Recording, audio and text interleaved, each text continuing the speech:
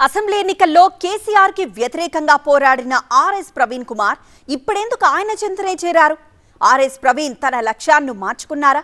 BRS లో చేరడానికి ప్రవీణ్ కుమార్ చెబుతున్న కారణాలేంటి? తెలంగాణ ప్రజలకు విజ్ఞప్తి చేస్తున్నా, చేతులు జోడించి వేడుకుంటున్నా, దయచేసి అర్థం చేసుకోండి.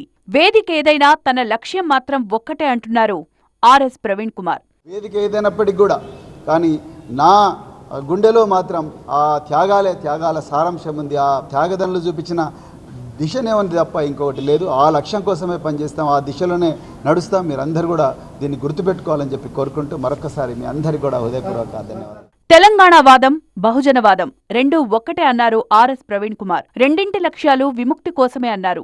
చితికిపోయిన తెలంగాణకు కేసీఆర్ విముక్తి కల్పించారంటూ పొగడ్తలతో ముంచెత్తారు.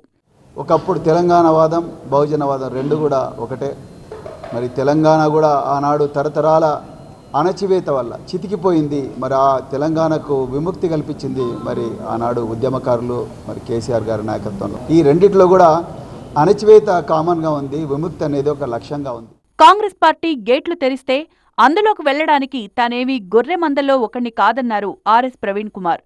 రేవంత్ రెడ్డిలాగే తాను కూడా పాలమూరు బిడ్డనే అని, తనకు వార్నింగ్లు ఇవ్వద్దని కౌంటర్ ఇచ్చారు. చాలామంది అసమర్థులు, చాలామంది స్వార్థపరులు. సో వాళ్ళందరూ కూడా గేట్ల గొర్రెల మంది ఎలాగ వస్తున్నారు. ఆ గొర్రెల మందిలో ప్రవీణ్ కుమార్ ఒకడు కాలేదు.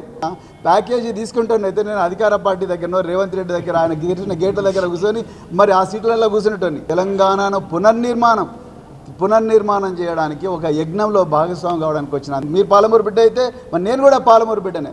సో అందుకొరకు దయచేసి అట్లా వార్నింగ్లు ఇవ్వకండి. బీఆర్ఎస్ లో చేరడం వెనుక ఎలాంటి స్వార్థం లేదంటూ క్లారిటీ ఇచ్చారు ఆర్ఎస్ ప్రవీణ్. తెలంగాణ పునర్నిర్మాణం కోసమే బీఆర్ఎస్ లో చేరినట్లు ప్రకటించారు.